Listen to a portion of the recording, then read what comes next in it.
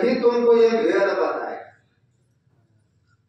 बहुत लालच दिया, बहुत लालच देने पर भी नचिकेता उस लालच को स्वीकार नहीं किया। तब यमराज उसको ब्रह्म ज्ञान दिया। अंतिम में ब्रह्म ज्ञान। तो ये वाजसर्वा का जीवन देखिए कैसा है। वाजसर्वा गांव में जो किए हैं, कैसे गाय जो मर ही जाएगा रास्ते में, कहिए मनुष्य के मन की चाल को दर्शाता है। कहा कि मनुष्य शरीर जब हम युवा अवस्था में है, ये बिल्कुल तरोताजा फल है, ताजा फल है युवा अवस्था। तो युवा अवस्था में कोई कोई परमात्मा को अपना जीवन अर्पण करता है, बाकी युवा अवस्था जवानी पर हम संसार को दे देते हैं। संसार इसको यूज करे, संसार मौज मस्ती में युवापन हम बर्बाद कर देते हैं। धीरे धीरे आ जाता है बुढ़ापा का। बुढ़ापा क्या है? का बुढ़ापा सड़ा हुआ फल है। तो जो व्यक्ति अंत में सब तरफ से हार करके अंत में परमात्मा के शरण में आता है, जब वो किसी लायक नहीं रहा। सड़ा हुआ फल मतलब किसी के लायक नहीं है, न पत्नी के लायक है, न बच्चे के लायक है, न परिवार के लायक, न कोई काम कर सकते हैं। इस हालत में कोई परमात्मा के शरण में आता है, तो परमात्मा क्या करेगा उस सड़ा हुआ फल? क्या करेगा उस हालत में? का दान ही देना है भगवान को। युवा अवस्था में भक्ति दान लो, युवा अवस्था में हम परमात्मा के शरण में आए, युवा अवस्था में हम भजन करें। बुढ़ापा में नहीं हो पाएगा। बुढ़ापा जीवन में आप देर से बैठ ही नहीं सकते। आप जब होगा ही नहीं, राम राम भी मुंह से ठीक से नहीं निकलेगा। इसलिए संत कहते हैं कि क्षणभंगुर जीवन की कलिका, कल प्रातः काल खिले न खिले। हमारा कितना क्षणभंगुर जीवन है कि कल का सुबह कितने लोग नहीं देख पाए। पूरे भारत में, पूरे देश में कल का सुबह होते होते लाखों की चिताएं चल जाए, उनमें से किसका नाम हमें पता नहीं। कल ये जीवन कल ही खिलेगा कि नहीं खिलेगा कहना मुश्किल। मलियागिर की सूची, शीतल मंद सुगंध समीर मिले न मिले। कल सुबह भोर का हवा, मलय पर्वत से जो आती है भोर में हवा का, वह हवा कल मिलेगा कि नहीं मिलेगा इसमें संशय।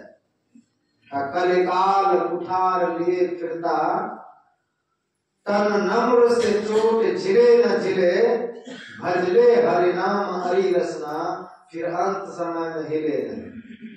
अंत में जी नहीं हिलेगा। इसलिए कहा युवापन में खूब भजन जिसने कर लिया, वही बुढ़ापा में आनंदित से अपना शरीर त्यागे, वही बुढ़ापा में बढ़िया से जिए। जिसने जवानी में भक्ति रूपी धन और संसारी धन दोनों कमाया, वो बुढ़ापा में उस पैसे से जी लेगा।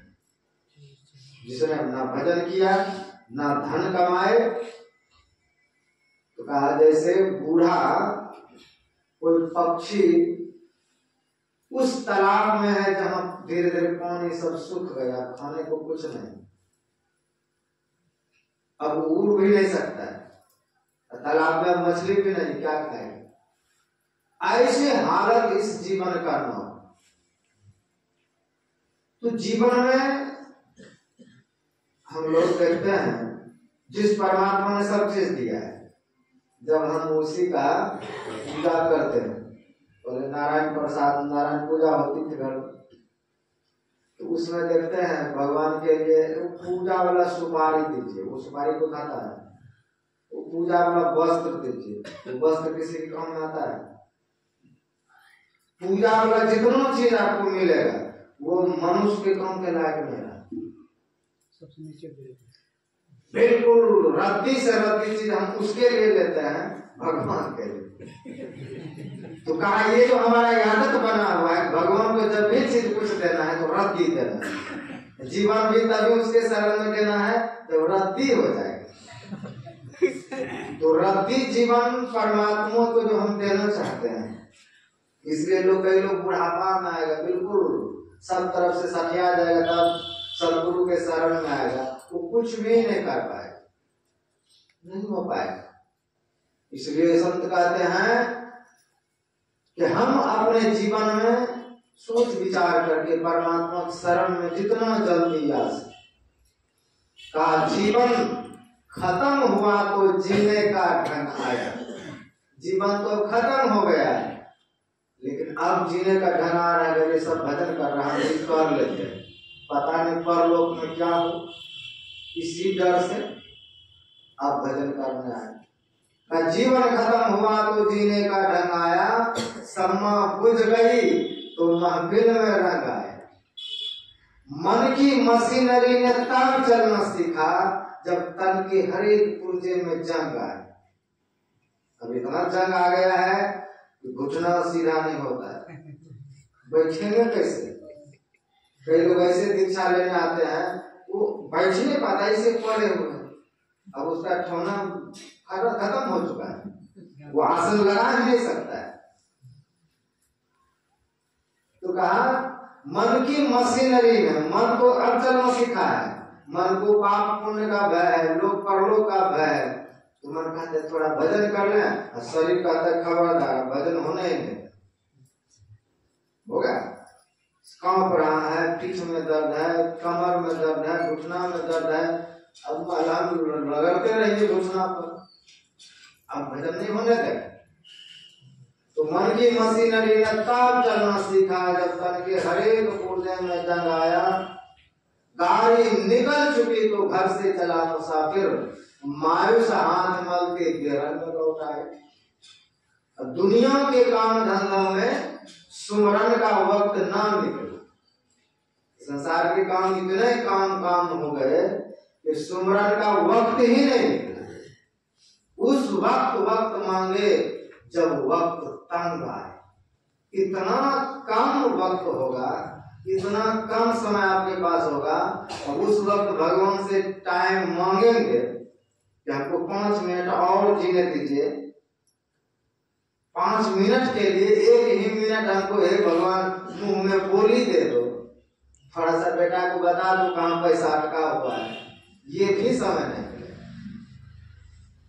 1 मिनट कहते उस वक्त मांगे जब वक्त तंग आ गया। इतना तंग आ गया तो टाइम मिलेगा नहीं हर कोई से। ऐसी हालत है जीवन। कहते हैं आयु में जब सब हथियार फेंक डाले, आयु उस मुकाम पर पहुंच गई अब मेरे पास कोई हथियार नहीं है, निहत्थे हैं। आयु में जब सब हथियार फेंक डाले, यमदूत फौज लेकर करने को जंग आए। उस वक्त जब जंग करने यमराज आ जाएंगे, आपके पास कोई हथियार नहीं रहेगा, तो उस वक्त मरने के अलावा कोई उपाय नहीं। हथियार धर्म रूपी रथ पर कैसा कैसा हथियार चाहिए, कितना हथियार चाहिए, वो तमाम हथियारों की चर्चा है धर्म रथ। तो अब कौन सा हथियार चाहिए? दान, परस, बुद्धि, शक्ति, प्रचंडता। दान किसको कहा गया? का फरसा। दान फरसा की तरह है। आपने प्रसंग सुना होगा, श्वेत नाम का एक राजा मर करके ब्रह्मलोक चला गया। अब ब्रह्मलोक चला गया तो वहां भूख से परेशान हो, तो ब्रह्मा जी कहते कैसा दरिद्र व्यक्ति यहाँ ब्रह्मलोक में आया, यहाँ भी खाने के लिए पहुंच रहा है, यहाँ खाओगे क्या? किसी को कभी कुछ खिलाए? अब कुछ नहीं खिलाए तो परलोक में क्या खाओगे? सिर्फ अपने खाते रहे, किसी को कुछ खिलाए नहीं तो यहाँ खाने को मिलेगा क्या? जिस शरीर को तुम पाल पोस करके बहुत मोटा ताजा किया, तुम्हारा शरीर पृथ्वी पर अभी तक पड़ा हुआ है, उसको कुत्ता कौवा भी नहीं खा रहा, किधर भी नहीं खा रहा, जाओ वही खाओ। का ब्रह्मलोक तो गया, लेकिन ब्रह्मलोक से पृथ्वी पर विमान से आवे और अपना मुर्दा खा करके भूख मिटा ले फिर जाए, ये हालत है। तो इस पृथ्वी पर ये अन्नदान दान फंसा है, उसने कभी अन्नदान किया ही नहीं, जिसके कारण परलोक जाने पर भी भूखे रहे। भागवत महापुराण का प्रसंग है कि सुखदेव जी महाराज से परीक्षित पूछते हैं, हे गुरुदेव, ये भगवान श्री कृष्ण नंद बाबा और यशोदा मैया के यहाँ इतना प्रेम, इतना आनंद, इतना देवत्व की भावना, जहाँ भगवान श्री कृष्ण है, यशोदा मैया ने तो जन्म नहीं दिया भगवान कृष्ण को, उसको किस पुण्य के फल के प्रभाव से भगवान कृष्ण उसके गोद में खेलते हैं। जिस शिव को दुनिया संसार देखना चाहते हैं, ध्यान तपस्या करते हैं, मिलता नहीं है, और वो शिव कृष्ण जी को देखने के लिए भिखमंगा का रूप धारण करके आ जाते हैं। ये यशोदा मैया अपने लाला का एक बार दर्शन करा दो, सब देवता वहां पर वेश बदल बदल के आते हैं, बताइए उसने कौन सा पुण्य किया था? तो सुखदेव जी महाराज कहते हैं, पूर्व जन्म में नंद बाबा और यशोदा बहुत गरीब नहीं थी, बहुत गरीब जीवन, इतना गरीब था कि भिक्षा मांग करके खाते थे, एक दिन ना मिले तो भूखे रह जाए। कहते हैं एक दिन ब्राह्मण विप्र भिक्षा मांगने के लिए गया और इधर सोने घर में एक दिव्य महात्मा आया है, वह भी भिक्षा मांगते मांगते, अब भिक्षा मांगते हैं उसके घर में जिसके घर में कोई भीख मांग के खाता है। तो जो माता जी थी पूर्व जन्म की यशोदा, वो कहते हैं कि बाबा आप ठहरिए, मैं आपके लिए भोजन बना करके देती हूँ। उसको बैठा दिया, अब बैठा तो दिया, लेकिन जहां बैठा छप्पर में छेद, धूप भी लगी, ऐसा गरीब स्थिति। तो पड़ोसी के यहाँ आसपास गया मांगने कि मेरे यहाँ महात्मा है, कुछ तो मुठ्ठी चावल दे दो, भोजन कराएंगे। तो जब आपके पास ना हो तो कोई नहीं देगा, ये नियम है संसार।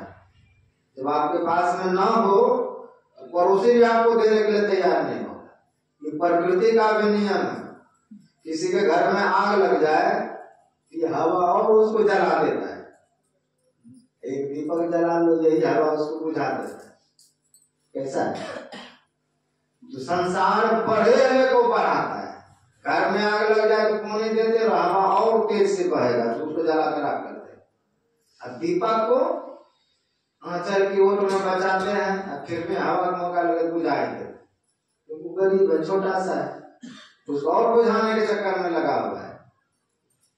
तो हराम ये प्रकृति में भी यही गुण है कि बड़े को और बढ़ाता है, छोटे को और डाउन करते हैं।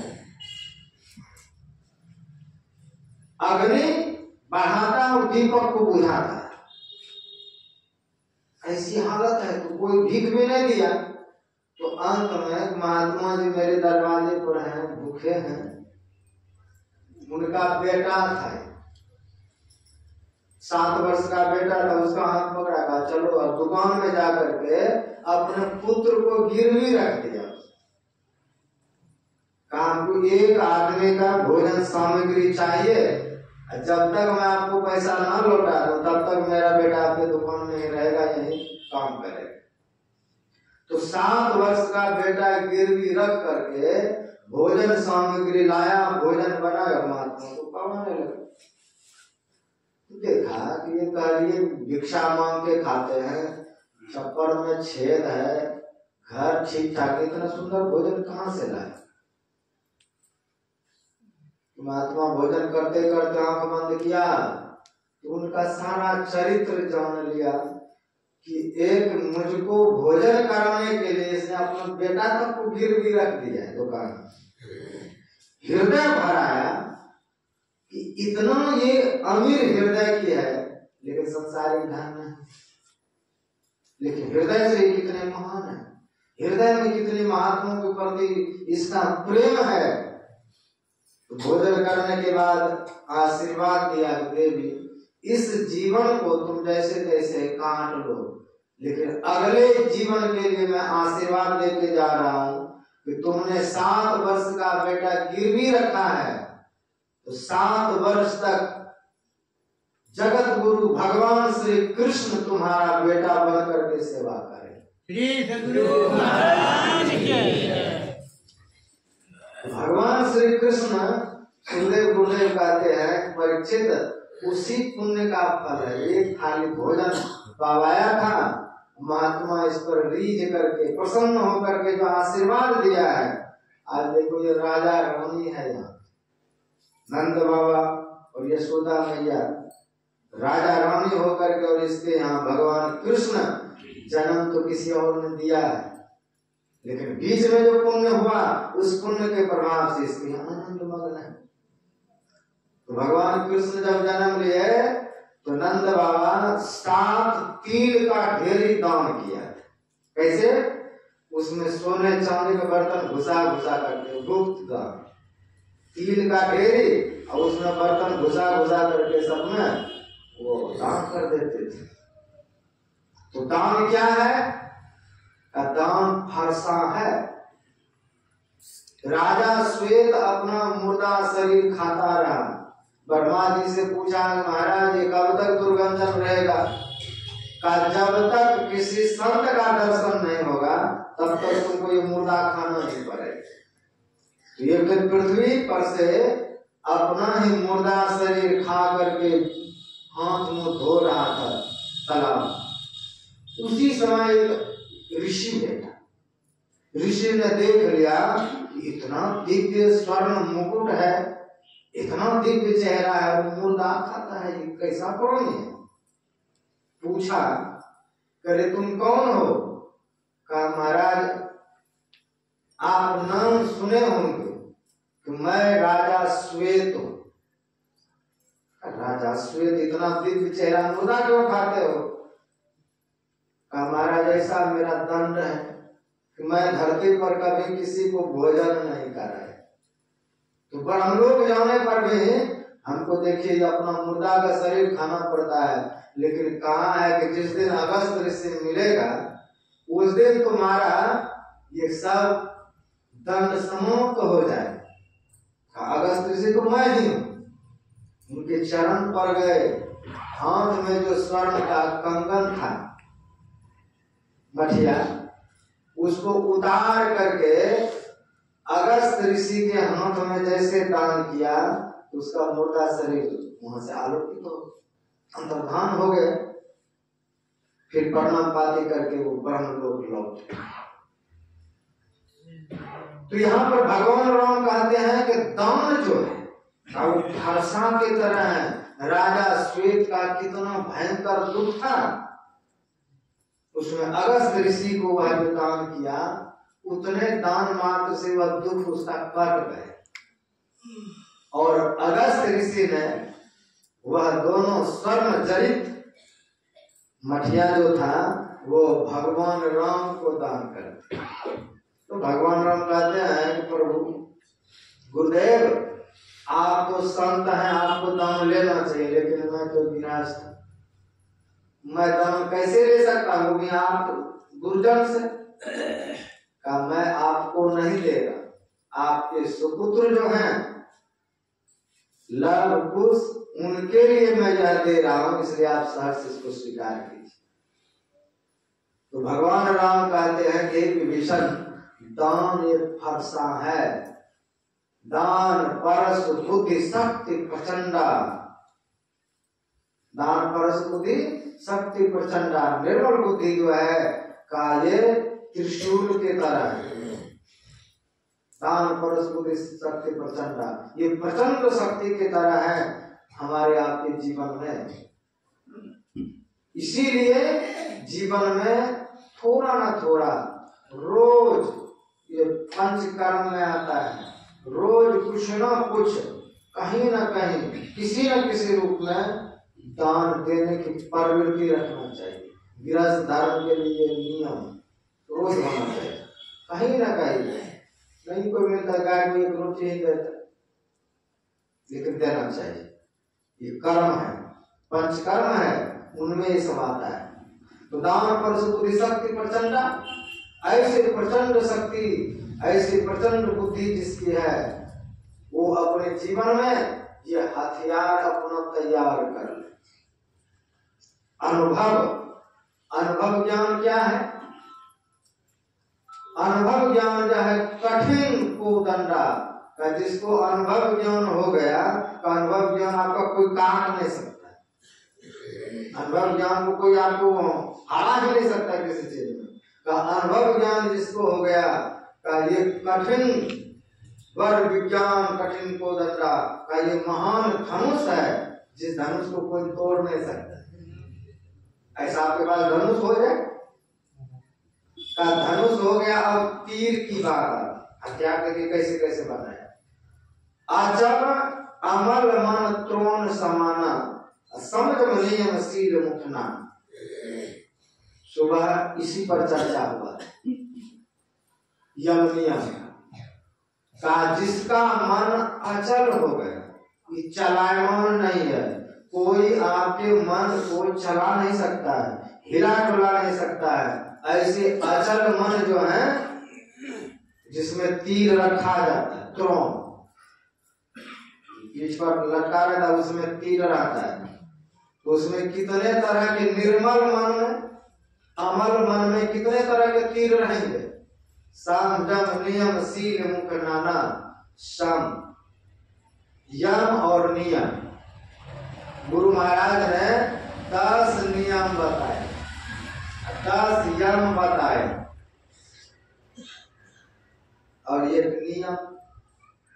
यम और नियम जो है एक समता का, ये 21 तीर हो गए का। ये 21 तरह के जो गुण है आपके मन में तब निवास करेगा जब आपका निर्मल मन होगा, अचल अमल मंत्रों समान। आपके पास तीर भी हो गया, धनुष भी हो गया और प्रचंड त्रिशूल भी हो गया। का अगर मेरा वैराग कब हो, संतोष कब हो, किसी का उधर से कौन आकर के सीधे छाती में घुस जाए, तुम्हारे ये जाए, तो भगवान राम कहते नहीं, अभी और बाकी। कहते कवच अभेद विप्र गुरु पूजा। गुरु की जो पूजा है, गुरु की जो वंदना है, कहा ये अभेद कवच के तरह है। गुरु पूजा अभेद कवच, जिसको कोई फाड़ नहीं सकता है। गुरु पूजा में जिसका मन लगा हुआ है, गुरु पूजा हमारे जीवन में कवच का काम करता है। जब तक शरीर पर कवच रहेगा, कोई भाला मारे, तो तीर मारे, त्रिशूल मारे, आपकी छाती को भेद नहीं सकता। इसलिए गुरु पूजा एक अभेद कवच की तरह हमारी आपकी रक्षा करता है। जिसके पास इतना हथियार हो जाए, कहते वो इस अजय संसार को जीत ले। जब आप किसी के द्वारा मारे ही नहीं जाएंगे, किसी विकार के द्वारा पछाड़े ही नहीं जाएंगे, फिर आप विजयी। महा अजय संसार को जीत सके सुवीर, जाके असरत हो सुन हो सका। हे धीर मति वाले, हे विभीषण, जिसके पास ऐसा रथ हो, इतना हथियार जमा कर लिया हो, वे काल विजयी हो जाएगा। वो संसार को जीत करके ऐसे पद पर चले जाएंगे जहां पर जाने के बाद फिर मृत्यु ही नहीं होगी। पतनम फलासा वैरम वैरम च मृत्यु न स्यात् तदा पवर्गा। का संसार में आप कितनों बड़ा ही ऊंचे पद पर चले जाए, उनका नियम है कि एक दिन पद से आप गिर जाए। संसार का यही नहीं है, पद पर आप सब दिन नहीं रह सकते। पदोन्नति होगा, लेकिन वह पद सब दिन आपके लिए नहीं रहेगा। सब दिन आप उस पद के लायक नहीं रहेंगे। तो संसार में पद मिलेगा, लेकिन फिर उनका अंतिम परिणाम है पतन। जो परम तत्व को प्राप्त कर लेता है का वो कभी नहीं गिरता है। पतनम फलासा। संसार में कितना बड़े ऊंचे पद पर चले जाएं, फल की इच्छा बनी ही रहे। तो कितना भी आप अमीर होंगे, आपसे बड़े बड़े अमीर हैं, कितना भी बड़ा आप मकान बना लेंगे, आपसे बड़े बड़े मकान वाले हैं, उसका देखेंगे तो आपके मन में होगा कि इससे बड़ा मेरा हो, इससे ज्यादा मैं पैसे वाला हो जाऊं। तो भारत में 1 नंबर बनने के लिए आपको ये चोटी लगाएंगे, फिर भी नहीं हो सकते चलते।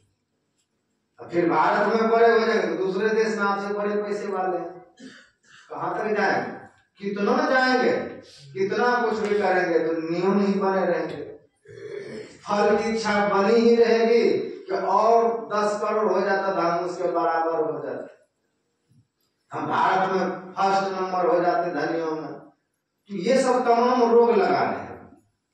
पतनम फलासा वैरम। संसार में पद मिलेगा तो वैर भी आपसे कोई करेगा। भयम, जैसे सब चीज बढ़ेगा तो भय भी बढ़ेगा, भय भी होता है। संसार जो जो आपके पास बढ़ेगा, भय बढ़ता जाएगा। इतना धन है, कोई किडनैप करके मांग ना ले, कोई मार ना डाले, तो संसार का चीज बढ़ेगा तो भय भी बढ़ेगा। जो जो आप बड़े होते जाते हैं, क्यों क्यों आपको भय रहता है कब मेरा सुंदरता धीरे धीरे समाप्त हो रहा है। कितना भी पापोती कर लीजिए, पहले जैसा नहीं हो सकता। कितना भी अच्छे अच्छे चीज खा लीजिए, शरीर धीरे धीरे बुढ़ापा की ओर जाएगा और कुरूप हो जाएंगे।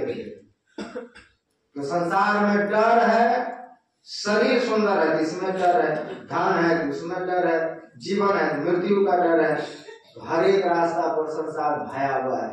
पतरम फलासा वैरम भयम च मृत्यु न स्यात्। जहाँ जाने पर मृत्यु नाम का कोई चीज नहीं है, उसी का नाम है अपवर्ग।